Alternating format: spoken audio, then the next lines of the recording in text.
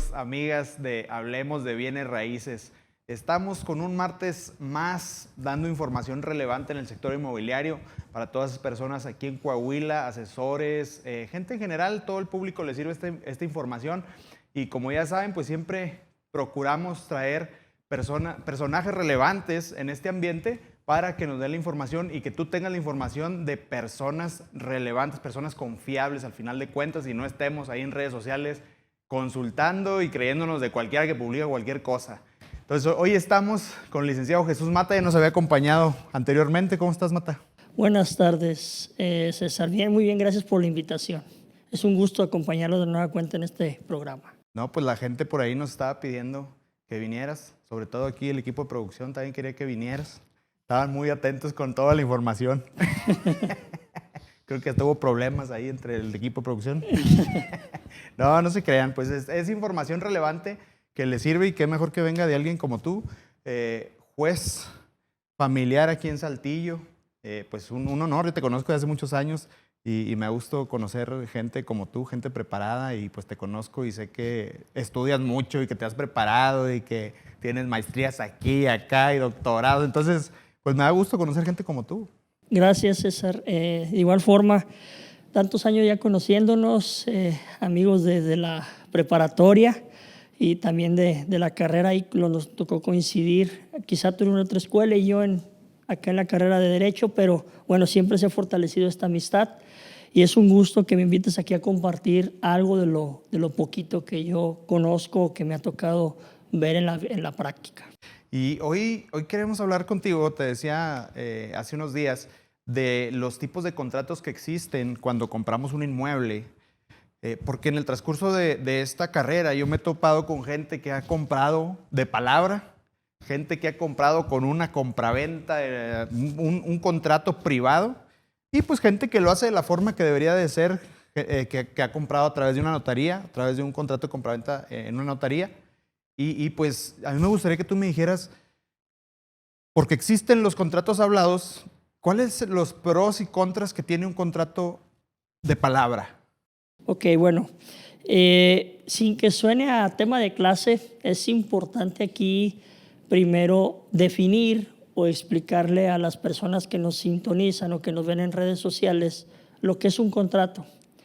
Un contrato, en términos sencillos, es un acuerdo de voluntades entre dos o más personas que tiene la intención de crear o transmitir derechos y obligaciones. Esto es, cuando uno celebra un acuerdo de voluntades con una persona, tienes una intención de generar consecuencias de derecho. Y cuando me estás hablando tú en particular de un contrato de compraventa, el contrato de compraventa podemos definirlo como el acuerdo de voluntades entre dos o más personas donde interviene un vendedor y un comprador, donde se ponen de acuerdo respecto de un objeto y un precio cierto y determinado, ¿sí? Entonces, bajo este contexto, tiene que intervenir dos voluntades, que es el vendedor y el comprador. El vendedor es el que transmite la cosa, la propiedad de la cosa, y el comprador es quien la adquiere. Lo conocemos en el mundo del habla normal, quien compra, ¿sí? Quien adquiere para sí la cosa, que puede ser un objeto mueble o inmueble. Mueble es aquella cosa que se puede mover o trasladar de un lugar a otro. Inmueble, como su nombre lo dice, que no se puede trasladar, que en este caso puede ser un bien raíz, un terreno, una casa, un rancho, una palapa. Ahora bien, los contratos pueden ser verbales y por escrito. Con el ejemplo que tú me manejas, un contrato verbal, como su nombre lo dice, es un contrato de palabra, ¿sí? En donde nos ponemos de acuerdo tú y yo para celebrar una compraventa. Me vendes tú una casa, me vendes tú un vehículo. Nos ponemos de acuerdo también entre el precio, cuánto me lo vas a vender y en cuánto te lo voy a comprar. El objeto cierto y determinado, identificar el inmueble, calle tal, número tal, de la colonia tal, inscrito en el registro público. Yo creo que ahorita vamos a platicar de eso. O de un vehículo, el número de serie, 4 puertas, color tal, marca tal. Entonces, eso es lo que perfecciona un acuerdo de voluntades, lo que perfecciona un contrato. Y un contrato verbal, un contrato de palabra, claro que es perfecto. Aquí el problema, o donde nos metemos en problemas para la gente que nos ve, es que, como se dice vulgarmente, las palabras se las lleva el viento. Entonces ya no cumplimos con ese contrato porque no pactamos nada en papel o papelito habla. Entonces ahí es cuando ya interviene el derecho para solucionar ese problema de un contrato que puede ser verbal y que no tuvo la gente digamos, la disponibilidad o la precaución de hacerlo por escrito ante un notario público, ¿sí? O hecho a computadora, a máquina. Entonces, todo eso nos genera problemas en la vida práctica. Pero un contrato verbal es importante que la gente que nos está viendo, claro que tiene validez, o sea, claro que las palabras tienen validez. Pero vámonos al problema. El problema sería que entre un contrato verbal yo dijera, no me dijiste eso, y en eso no acordamos, que imagino que es lo que sucede y caen ahí en los juzgados por eso. Todos los días sucede. Todos los días. Sí. Y es una lucha entre abogados. Así es, y en estrategia y también en digamos, la pericia del abogado de poder demostrar que sí existe ese contrato verbal. Existen medios de prueba dentro de nuestra legislación adjetiva del Código Procesal Civil para poder demostrar que sí existe ese contrato, unos medios preparatorios, la prueba confesional en donde tú traes a declarar al vendedor, ¿sí? Oye, tú me prometiste que me lo ibas a vender, tú me dijiste que me vendiste esta casa en tanto precio y además no te lo iba a pagar de contado, te lo iba a pagar a plazos. Entonces, todo eso tenemos que demostrarlo ante un juez civil para ver la naturaleza y la esencia del contrato de compra-venta.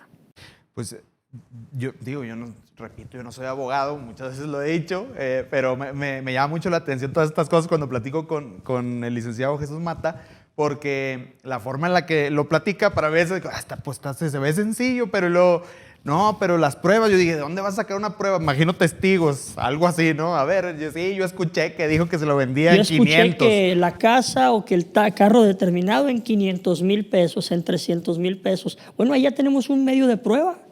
Y que si lo llevas ante un juez a declarar, eso va a producir un medio de convicción en el juzgador para que te pueda dar a ti la acción, para que te pueda decir, es fundado lo que tú me estás pidiendo, condeno a la otra parte a que te firme la escritura o a que te entregue la cosa o a que te pague un precio cierto y determinado, inclusive hasta con intereses.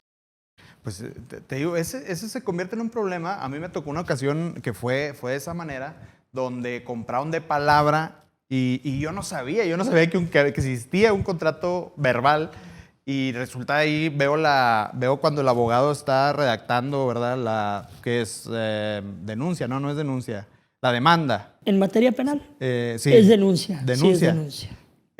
Porque le dijo, no, pues que me le vas a vender tanto, pero ellos habían adjuntado todos los recibos de pago porque los pagaba en el banco. Yo dije, canijo, pues aquí están donde ya le pagaron. Y yo digo, bueno, puede ser una prueba contundente, nada más faltaba fijar el precio, porque ellos decían, no, pero yo no se la vendí en eso. Al final de cuentas se resume en broncas. Sí, y además, ahí en el ejemplo que tú pones es muy interesante porque a lo mejor la defensa de una de las partes era, yo no lo vendí en eso. Bueno, pero entonces sí lo vendiste. Lo único que quedaba pendiente era el precio. Tú pudiste decir 100,000 pesos, el otro 200,000 pesos. A ver, la naturaleza del contrato, el acuerdo de voluntades sí nació. Nada más faltaba fijar el precio. Eso es una cuestión de prueba, ¿sí? Si una persona me viene y me justifica con transferencias bancarias o con certificados de depósito o fichas de depósito que depositó 200,000 pesos y el otro dice que fueran en 300, bueno, ahí me justificó 200. Si tú no probaste que eran 300, se queda en 200 y se acabó. Pero sí hubo una venta, el contrato se perfeccionó. En materia de contratos hablamos de cuándo se perfecciona una compraventa y dice la ley, el artículo 2657 del Código Civil de Coahuila, que el contrato de compraventa se perfecciona con el solo acuerdo entre el precio y la cosa, aunque no se haya satisfecho inclusive el precio. Basta con que nos hayamos puesto de acuerdo en qué me vas a vender y en cuánto me lo vas a vender y en su caso las modalidades de la venta, a plazos o de contado. Fíjate que aquí se utiliza mucho, y no me dejarán mentir la gente que nos está escuchando, pero el famoso traspaso, los traspasos de viviendas, Y ahí hay muchas broncas siempre, donde, ¿sabes qué? Yo debo 200,000 pesos de un crédito que saqué para comprar esta casa. ¿Cómo ves? Mira, tú sigue pagándola y a mí dame 100,000 pesos y síguele dando con la casa. Y es verbal, y eso sucede mucho aquí, imagino que en todo México, con los créditos de Infonavit. Los bancarios a lo mejor tanto Sí. no, pero de Infonavit tal vez fobiste un poco, pero me voy con Infonavit. No sé ahí si también Infonavit tenga algo que ver, porque dice el que compra, no, tú me la vendiste en tanto, y el que vende, como de él es el crédito, Infonavit lo reconoce a él como, pues, para mí tú eres el que me debes, ¿verdad? Entonces ahí no sé si Infonavit también tenga algo que ver. Sí, mira, ese ejemplo es sumamente interesante y es muy común en la práctica. Ahorita como juez familiar lo veo muy seguido en los divorcios. El matrimonio, se dice vulgarmente, saca una casa o adquiere una casa, pero la sacas a 20 años. O sea, te entregan la casa y estás dando amortizaciones o estás dando mensualidades. Entonces, ¿qué sucede? Se divorcian, me voy al ejemplo de los divorcios. Se divorcia, se disuelve el vínculo matrimonial, pero queda pendiente la liquidación de la sociedad conyugal. Y ahí es cuando empiezan los problemas, porque el crédito todavía no se ha pagado al Infonavit. Es el ejemplo más claro siempre. Fobiste, créditos bancarios, pero vamos a hablar en particular del Infonavit. ¿Qué sucede? Dice uno de los dos cónyuges o los dos, ya no quiero saber nada de la casa, ya no quiero seguirla pagando, pues ya me divorcié, tú te quedaste en ese domicilio, yo ya me fui a vivir a otra ciudad o a otro domicilio en la misma ciudad. ¿Qué se hace? Se hace un traspaso. Pero el problema surge en que el Infonavit acepte ese traspaso. En materia de obligaciones, eso se le llama asunción de deudas. ¿Esto qué quiere decir? Para que una deuda se transmita a un tercero, el acreedor, en este caso el Infonavit, tiene que autorizar o consentir que va a haber un tercero que va a adquirir la deuda. Si el Infonavit no la adquiere, como ahorita muy bien lo clarificaste, el Infonavit dice, tú contrataste conmigo, tú te obligas conmigo, es que yo se lo traspasé. Bueno, eso es un traspaso tuyo privado. A mí nunca me informaste y yo mientras tanto yo voy a cobrarte a ti la deuda. No me pagas, te demando en la vía ordinaria civil la rescisión o el vencimiento anticipado del contrato. Te cobro, si no me pagas te quito la casa. ¿Y quién sale perdiendo? Al que se la traspasaron, porque quedó verbal. Entonces, en los divorcios es muy común eso. No puedes vender una casa que está siendo objeto todavía de crédito o de deuda, pero sí la puedes traspasar para que un tercero adquiera esa obligación. Pero tiene que haber forzosamente consentimiento del acreedor. En este caso, hablemos del Infonavit o hablemos del banco o de Fobiste. ¿A ti te ha tocado que tengas que avisarle al Infonavit? Oye, ¿sabes qué? Pues el esposo o la esposa, voy a ponerle la esposa, tenía un crédito, se están divorciando y ella ya no quiere nada de la casa, pero él quiere seguirla pagando. ¿Ustedes les toca dar aviso a Infonavit? Sí, Pero no están ustedes, o sea, ustedes no tienen el poder para decir, me lo tienes que firmar, o si no lo firmo yo. Exactamente, eso es lo importante. Nosotros como autoridad, si acaso, damos un aviso al Infonavit y le decimos, fíjate que el señor X con la señora Y se están divorciando, el señor quiere asumir la deuda. Ya la señora Y ya le cedió los derechos al señor. Te informo para ver si es posible, o sea, no es una orden, porque el Infonavit se rige bajo el principio de ellos contrataron con ellos mismos, o sea, es el principio de pacta sunt servanda. Los contratos están hechos para cumplirse. El Infonavit a nosotros como juzgador me va a decir, yo no contraté contigo, yo contraté con el señor o con la señora. Yo lo único que hago es le aviso para que el Infonavit haga los trámites administrativos y de ser posible asuma la deuda nada más uno de los dos excónyuges en este caso. Pero yo no le doy una orden porque eso ya es materia de otra cuestión. Como se dice, es harina de otro costal. Fíjate, o sea, es muy común. Y eso que estás comentando, en lo particular yo no lo sabía. Me imagino que mucha gente que nos está viendo, pues tampoco lo sabe. Y muchas veces quedan ese tipo de deudas o esa casa, no la meten dentro de los divorcios. Que dicen, no hombre, no la metí.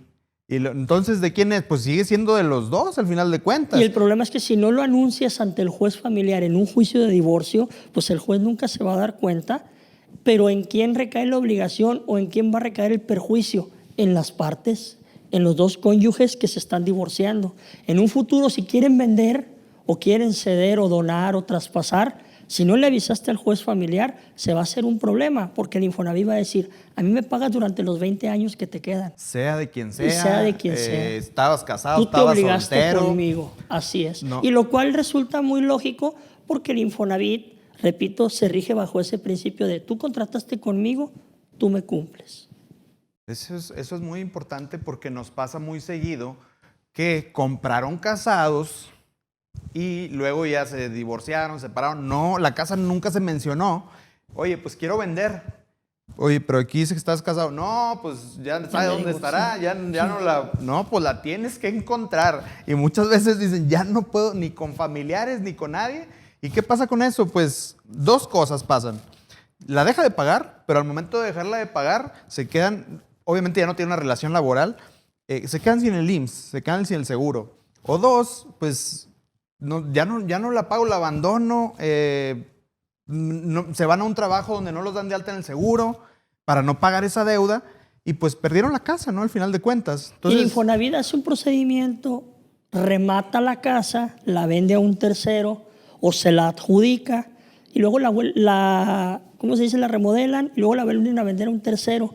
¿Y quién se queda perdiendo? Pues el trabajador que contrató y se queda sin la casa y todas las amortizaciones que dio, si estuvo pagando las 5 o 10 años, se perdieron. Y eso es muy común que dicen, ¿y todo lo que da dónde está? A ver, espérame, pues es que hay que leer el contrato, ¿verdad? No dice en el contrato, todo lo que has dado, si te llegas a divorciar, te lo voy a regresar. Sí. Pues no, al final de cuentas, acuérdense que es un crédito, te prestaron Así dinero.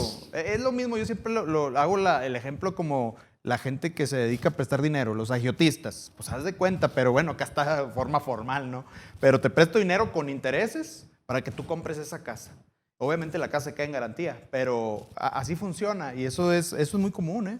Sí, es bastante común. Ahora, volviendo al tema, César, si me lo permites, sobre los contratos verbales, mucha gente, estoy seguro que ha de pensar, bueno, ¿y cómo le hago? Ya yo compré una casa en forma verbal o nada más tengo un contrato privado a máquina o a computadora. Es muy común.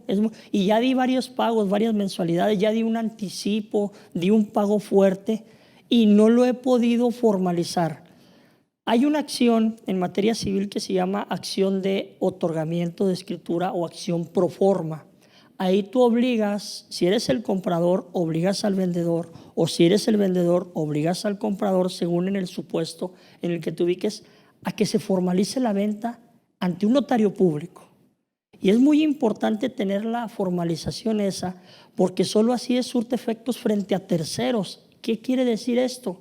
Lo que llamamos en materia jurídica erga omnes, frente a todos y contra todos. Yo puedo ser dueño de una propiedad, pero nada más sabemos el vendedor y el comprador, pero el público o la gente en general no sabe. ¿Y dónde se publica una venta? En el registro público de la propiedad. Pero para que tú inscribas una venta, el registro te va a pedir un contrato elevado a escritura pública, porque así lo exige la ley. Entonces, todo eso tú lo puedes hacer, ya sea que vayas con el vendedor, le pidas la escritura, si se niega, demandar esa acción. Obviamente tienes que justificar la existencia del contrato y nos metemos en un primer problema si es verbal. Pero si tienes un contratito privado a mano, a máquina, en una hoja de cuaderno, ese funciona, es un medio de prueba. Y luego justificar que ya pagaste el precio para que te puedan dar tu escritura a un juez.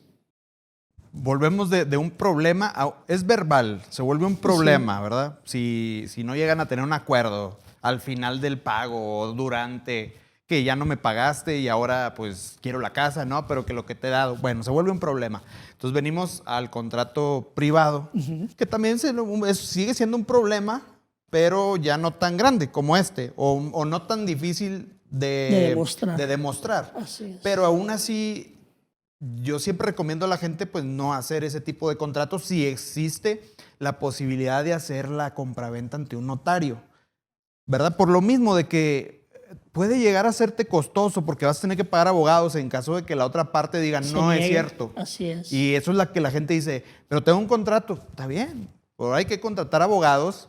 Pues tú, tu abogado, y él, su abogado. Y órale, a darse con todo, a ver quién gana. Así es. Y efectivamente, como tú bien lo dices, erogas gastos, ¿verdad?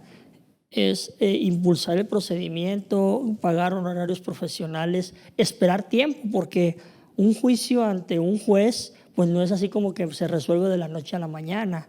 Hay una serie de pasos, de formalidades esenciales del procedimiento, que es presento la demanda, me la admiten, mandamos a emplazar, que es la notificación, le das el derecho de que se defienda en 9 días, señalas audiencias, desahogas pruebas, dictas sentencia, y si no estás conforme con la sentencia, vas a apelación, que es la segunda instancia. Y si vuelves a estar inconforme con la resolución de la segunda instancia, te vas al juicio de amparo. Entonces estamos hablando de 2 o 3 años para obtener un resultado. Y todavía ahí tienes que demostrar tus pretensiones para que te den la razón. Porque también corres el riesgo de que no lo demuestres. Entonces, ni todo el tiempo perdido. Pero pues para eso estamos los órganos jurisdiccionales, para disolver o dirimir las controversias entre los particulares, ¿no? Y resolver esas cuestiones, que esto es muy común todos los días. Y hay un principio en materia de contratos que se violenta por la gente y es lo que ocasiona los problemas, la buena fe. ¿Sí? Pues como se dice, yo tengo palabra. Sí, bueno, pero el otro no tuvo palabra. Entonces, ¿qué hacemos? Ahí empieza el litigio, el conflicto de intereses para ver quién tiene razón y quién no. Y pues bueno, ya en su caso ordenar la escrituración a favor de una de las partes, previo pago de los derechos correspondientes del precio. Y esto sucede en todos los estatus sociales, tanto un estatus social bajo como uno alto, como uno medio. Me ha tocado, yo sé que tú has tenido mucha experiencia en toda tu vida laboral, en varias etapas de tu vida y en varios temas que tocas dentro de los juzgados. ¿Nunca te ha tocado algo así fuerte? Porque hay gente pues muy poderosa en el estado, ¿no? Que, oye, pues ese terreno se va y son unos papelones así. Sí, sí, sí. Son muy comunes, sobre todo de terrenos pues que tienen un valor económico importante. Por ejemplo, acá al norte de la ciudad, que la plusvalía pues es un poquito alta. También cuando pues hay paracaidistas, los famosos paracaidistas, tú tienes un terreno, no lo estás cuidando, llega la persona o llega terceras personas y se posesionan. Igual, el problema es un problema para sacarlos, ¿verdad? Y mientras tanto, como bien dices, se hacen los papeles, les llamamos tomos, 2, 3, 4 tomos, donde escritura tras escritura, desahogo de pruebas. Claro que sí nos ha tocado mucho de ese tipo de litigios por compraventas de inmuebles, pues que valen pues, una cantidad de dinero muy importante. Sí, fíjense, inclusive cuando es un contrato de compraventa elevado a escritura pública, a veces hay problemas de que me vendió aquel y no, hombre, que había otra venta acá. No, hombre, que no se le... Imagínate ahora con un contrato privado o un acuerdo verbal, un contrato verbal. Entonces, al elevarlo toda escritura pública, lo que estás haciendo en realidad es minimizando muchísimo el riesgo de que vayas a perder ese patrimonio. Porque existen, te digo, en esto me ha tocado ver de todo. Y gente que se dedica a la construcción, que aún, fíjate, gente con experiencia que se dedica a la construcción, caen en fraudes. Ahora imagínate cuanto más alguien que no tiene que no tiene información de nada, ahí andan firmando en sabe dónde y en una oficina, en un sótano, y pues ya no saben ni a quién le están firmando. O a veces sucede, como bien dices, que una misma persona vende el mismo inmueble 2 o 3 veces. Eso es muy común y con poderes falsos, falsifican firmas. Entonces, ¿qué pasa en esos casos? Pues tienes que demandar la nulidad de la compraventa, eso es en materia civil, y luego pues denunciar por fraudes por doble venta, e incluso también por cuestiones de despojo. Hay un sinfín de cosas jurídicas que te pudiera plantear o supuestos en donde el problema es que la gente a veces confía en otro, pero ese otro no actúa de buena fe. Por eso hablo de la buena fe en los contratos. Es un principio básico, ¿sí? Y precisamente cuando se violenta o se transgrede esa buena fe es cuando surgen los problemas, porque si todos actuáramos bien o intentáramos actuar eventualmente bien, pues no había problemas de nulidades, de fraudes, de que aparece un inmueble inscrito 2 veces a favor de una persona distinta, o de que vas al registro, verificas tus escrituras o tu partida, tu folio, tu libro, y ya no está a nombre tuyo, ya está a nombre de otra persona, resulta que ya lo vendió, que falsificaron un contrato, ahí anda demandando la nulidad, y hay un sinfín de cosas. Por eso sí es necesario siempre estar bien asesorado, ir con un notario, que nos hagan un buen contrato, ¿sí? Y que sobre todo nos lo inscriban en el registro público, porque un contrato inscrito en el registro público frente a un contrato que no esté inscrito tiene mucho mayor peso o validez el que esté elevado a categoría, a escritura pública, y sobre un contrato que es meramente privado. Y no digo que no tenga valor, sí tiene valor, pero nada más entre los contratantes. Pero un contrato en escritura pública ante un fedatario público como es el notario e inscrito en el registro público, obviamente tiene mucho más y mayor peso demostrativo. Y es que existe hasta entre familiares. La verdad es que me ha tocado hasta padre e hijo. O sea, es algo impresionante, pero es que a lo mejor la gente, pues cuando anda muy necesitada o trae muchas drogas y yo te dije, pero ¿sabes qué? Siempre no. Me ha pasado eso entre familiares. Ahora, cuanto más, porque te llevas con ganas con el amigo, con el compadre, en ese momento. Sí. Pero ya después pasa algo y ya valió. ¿Confías? ¿Te ha pasado entre familiares ahí? Sí, es muy común, incluso también en pleitos sucesorios. O sea, cuando fallece la cabeza de la familia, el abuelo o el papá, entre los hermanos. Es que a mí me dijo papá que me lo iba a donar. No, no es cierto, es que yo lo cuidé más tiempo. A ver, ¿qué pesa más? Pues si luego de repente sale un tercero. No, es que yo ya lo había comprado, mira, aquí está mi contrato. Entonces, todo eso son problemas civiles que un juez civil, con toda la pericia que tiene, aquí tenemos muy buenos jueces civiles, tienen que resolver esas cuestiones y darle a cada quien lo que le corresponda. Es decir, intentar hacer justicia. Ahí en ese ejemplo que pusiste, el contrato tiene mucho peso. Sí, Siempre y cuando... el contrato tiene mucho peso sobre donaciones verbales o de palabra. Es que a mí me dijo papá antes de fallecer que me había regalado a mí la casa. Pero llega un tercero con un contrato, oye, resulta que tu papá ya me lo había vendido a ti, vas para afuera, una acción reivindicatoria o algún tipo de acción también interdical, no sé, puede haber un Oye, llega un cuarto con una escritura y yo traigo así, ¿no? Como que... Y la mía es anterior. Cuando hay choque de escrituras, vale más la de primera, que se inscribió primero o la que se celebró primero. Y ahí se empieza a hacer un análisis de escrituras. Y luego llegamos a la famosa prueba diabólica, que es, así se le llama, que te vayas a los antecedentes de los antecedentes. A ver, ¿cuál ha sido la secuencia? ¿De dónde nacen esas escrituras? Y te puedes ir hasta los años 1800, 1900. Eso es muy común en los juzgados civiles. Y por eso se hacen los expedientes así, porque traen escritura, todos los orígenes. Y resulta que, a ver, la anterior es aquella, esta prevalece sobre la tuya, es nueva, sí, pero él ya tenía un antecedente mucho más importante, vas para afuera.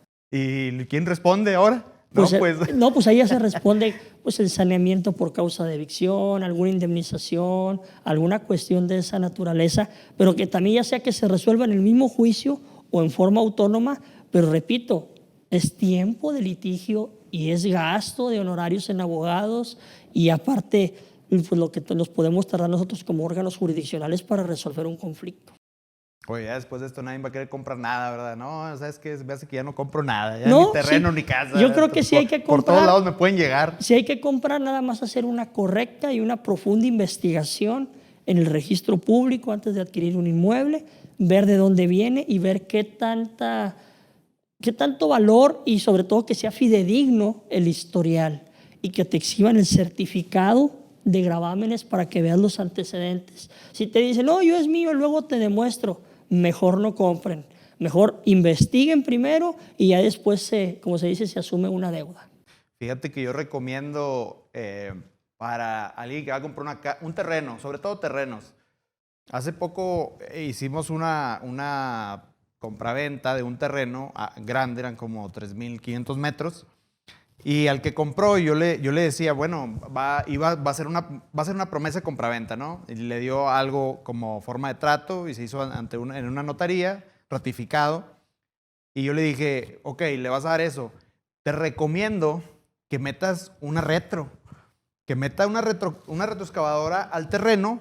¿Por qué? Porque empiezan a ver que hay alguien ahí. Y si hay alguien más que traiga una escritura, una venta, interés, ahí va a salir. Claro. Ahí va a salir, pero estuvo bien la estrategia que hizo de, vamos a hacer una promesa, te voy a dar tanto, pero nada más dame chance de meterme a limpiar el terreno. Sí, pero ese dame chance de meterme a limpiarlo era como una estrategia, pues para ver si salía alguien. Pues no ha salido nadie todavía, y esperemos que no salga nadie, pero eso bueno. Comentas tú, sí, nosotros lo conocemos en los juzgados o en materia jurídica como actos posesorios. O sea, es un acto que tú llevas a cabo para demostrar tu posesión, el poder de hecho que estás ejerciendo. Ya estoy cortando los matorrales, ya metí una retro, ya estoy haciendo un camino, pongo postas, pongo alambre con púas. Todo eso, como tú bien dices, si hay algún interesado, brinca. Oye, ese es mi terreno, yo aquí traigo mi escritura. Ah, ok, vamos con el notario. Y empezamos a ver, comparamos, no es tu terreno, tú traes otra identidad, traes otras medidas y colindancias. No, si es el mismo, a ver, vendedor, ven, ¿qué pasó? ¿Nos vendiste a los dos o qué pasó? Y ya empieza a salir todo eso a la luz. Y cuando estás comprando, ya sea un terreno, te repito, un terreno chico, un terreno grande, primero puedes hacer eso. ¿Sabes qué? Vamos a una promesa.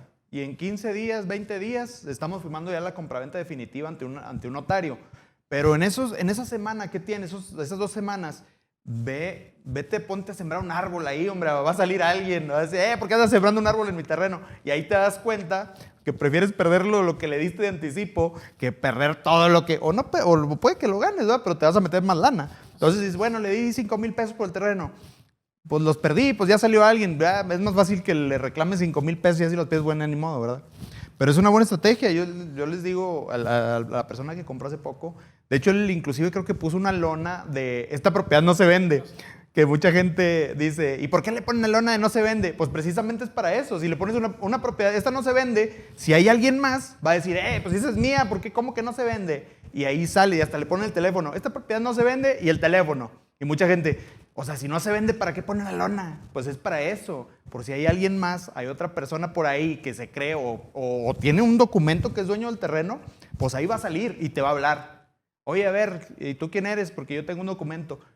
Bueno, si tenían la duda, ya me salí del tema, ¿verdad? Pero no, si tenían la duda para qué era la lona esa, es para eso, por si sale alguien más. Uno siempre aprende y esos comentarios, esos ejemplos de la vida diaria son los que precisamente ayudan a la gente que no es abogada, a la gente que no conoce de derecho o que no conoce los alcances y los fines de lo que hace expertos como tú y las buenas recomendaciones que estás haciendo, porque finalmente ahí es donde se solucionan los problemas y sabes si le entras o no a comprar algo. A ver, si uno va a invertir dinero en una propiedad, pues quieres invertirlo bien.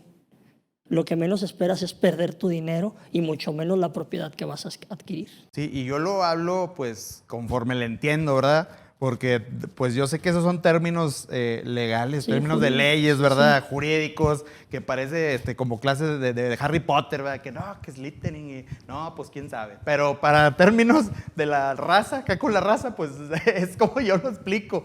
Yo sé que tú pues de tanta experiencia que tienes a decir, no, lo estás diciendo mal. Pero bueno, así me puede entender la gente que no conoce cuestiones jurídicas.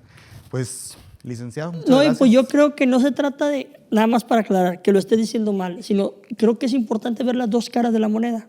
Decirlo de manera burda y decirlo de la manera jurídica para que así la gente saque sus propias conclusiones y diga, el licenciado dijo esto, el ingeniero César dijo esto. Entonces, así ya empatas y te enriqueces y pues amplías también tu campo cultural.